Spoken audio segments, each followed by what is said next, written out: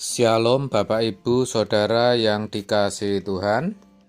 Seri pengajaran hari ini berjudul Jangan Ada Kepalsuan. Saudara, di era yang serba cepat seperti sekarang ini, banyak hal yang sedang terjadi. Tidak dapat dipungkiri bahwa orang memiliki kecenderungan untuk membuat citra diri positif. Istilahnya pencitraan, baik di media sosial dengan foto yang tersenyum. Faktanya sehari-hari mukanya lebih banyak dilipat. Status di suatu tempat wisata yang jauh, padahal tempat wisata yang diedit. Maupun di dunia nyata, pakai gelang seperti emas padahal hanya lapis luarnya saja. Kalau cerita bak orang berduit, padahal hutangnya ada di mana-mana. Tak bisa dipungkiri, hal ini maksud saya pencitraan tadi ya saudara, mendorong orang untuk menampilkan hal-hal yang baik saja di media sosialnya dan kehidupan nyatanya. Tanpa disadari, hal itu sebenarnya menunjukkan adanya keterbatasan seseorang dalam menuangkan perasaan dan ekspresi yang sesungguhnya. Sepertinya orang tidak berani, tidak mampu, dan tidak bisa menampilkan fakta kehidupannya. Karena alasan itu jugalah orang biasanya memutuskan untuk membuat akun medsos atau menampilkan pribadi yang palsu atau istilahnya fake kalau dalam bahasa Inggris pada setiap kesempatan.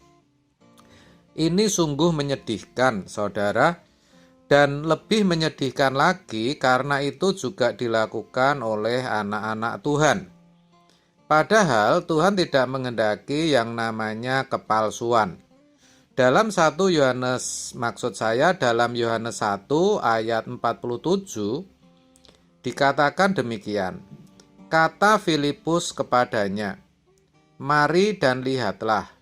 Yesus melihat Natanael datang kepadanya, lalu berkata tentang dia, "Lihat, inilah seorang Israel sejati, tidak ada kepalsuan di dalamnya."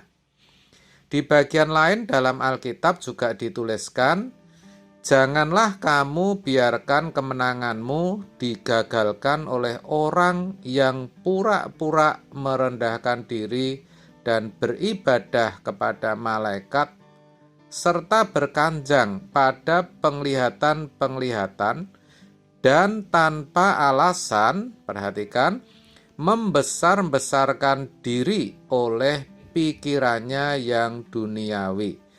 Kolose 2 ayat 18. Saudara, sebutan fake dalam bahasa Inggris tadi biasanya diberikan kepada orang yang suka memanipulasi tingkah lakunya dengan berpura-pura di depan orang lain.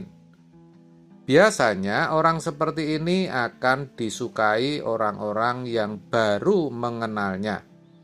Tetapi orang yang sudah tahu sifat aslinya akan perlahan-lahan menjauh.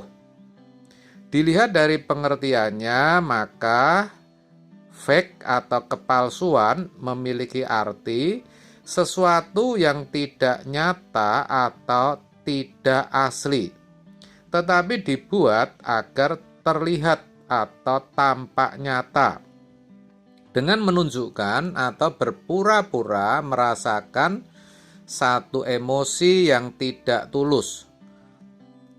Bapak, Ibu, Saudara, dalam komunitas orang percaya, perilaku seperti ini tidak boleh dimiliki oleh anggotanya. Sebab dampak yang diberikan kepada keberlangsungan kemajuan komunitas di dalam Tuhan, atau gampangnya dalam kedewasaan iman, akan menjadi terhambat. Pertumbuhan kerohanian seseorang akan terhambat. Jangan sampai saudara punya sifat seperti ini. Jangan sampai saudara dicap fake atau penuh kepalsuan. Salah satunya karena kebiasaan membicarakan orang lain di belakang, memamerkan sesuatu, suka pamer, baik secara langsung ataupun lewat dunia maya, dan mengatakan hal-hal yang tidak sesuai dengan kenyataan, yang tidak sesuai dengan perbuatan. Stop dan jangan menjadi pribadi yang fake. Jangan penuh kepalsuan. Jadilah pribadi yang berani membuka diri kepada orang-orang sekitar dan berdampak baik bagi komunitas dengan selalu terbuka apa adanya di hadapan Tuhan. Dan teruslah bertumbuh agar bisa menjadi serupa dengan Yesus Kristus. Saudara, untuk itu kita harus mau belajar untuk mampu menerima keadaan diri kita saat ini apa adanya. Kalau memang kita bukan orang berada, tidak usahlah mengada-adakan. Saya katakan demikian karena saya melihat banyak orang yang demi ganti gadget aja harus berhutang. Ini kan dipaksakan namanya. Ini hanya contoh sederhana saja. Contoh lain, misalnya punya hajatan, ya disesuaikan dengan kondisi keuangan.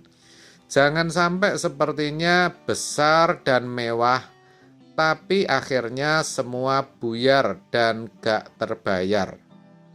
Kalau memang sudah tua usianya, gak perlulah fotonya di medsos diedit jadi muda. Kalau memang gak tahu, juga gak usah sok tahulah. Tampillah apa adanya, gak usah minder atau rendah diri. Ingatlah selalu, kita itu semua sama di hadapan Tuhan.